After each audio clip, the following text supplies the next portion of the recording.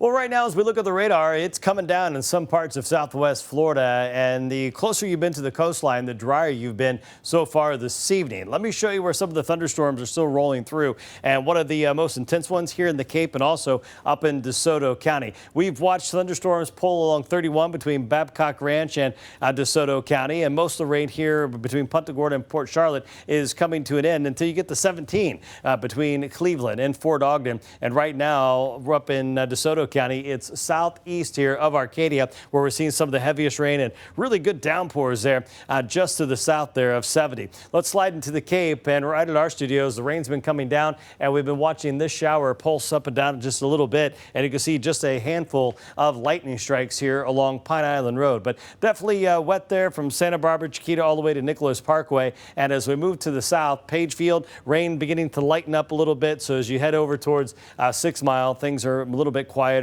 Thunderstorm between 82 and State Road 29 has diminished. Still a little bit of wet weather. And southern Collier, we've got one shower there south of Naples after a pretty good cluster of thunderstorms moved through earlier today. And some of that rain continues to pull away from Collier Boulevard along Pine Ridge Road all the way up towards Immokalee. And we had a lot of lightning here with the little cell between Palmdale and Lakeport. As we go through the next hour or so here, the rain will start to fizzle out pretty quickly after 8 o'clock. And by 10, we're still mostly cloudy with a couple of isolated showers around, and then we're going to set the stage to do it all again over the weekend. Now, as far as our temperatures, right now we're in the low 80s here, where the rain hasn't fallen all that much between Arcadia, Port Charlotte, and Punta Gorda after being in the mid 90s. As a matter of fact, Port Charlotte is still right there at 89, and the rain has cooled us off into the upper 70s. We're not going to move much now between LaBelle, Cape Coral, and Fort Myers until we wake up tomorrow. And as far as the wind, it's pretty solid, 10 to 15. We've seen some gusts as high as 30 here in and around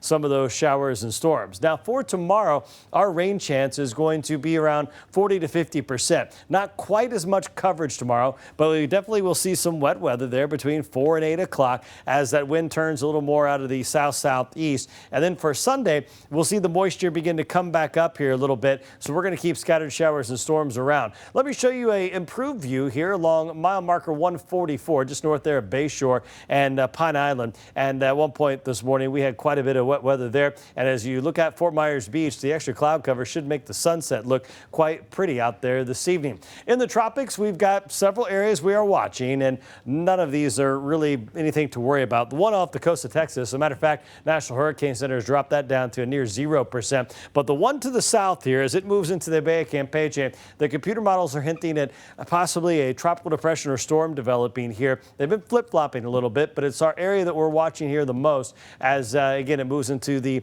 Gulf of Mexico there, in particular around the Bay of Campeche. The area that's moving north of Bermuda also has a near 0% chance, and the one over the mid-Atlantic only has a 10%. So, like I said, not a whole lot to get excited about here. We like it nice and quiet. We'll stay on top of the tropics for you here, but over the weekend, you just got to worry about the afternoon showers and storms because they're going to be in play each and every afternoon, with the highest rain chance over the weekend will be Sunday with high temperatures right around 92.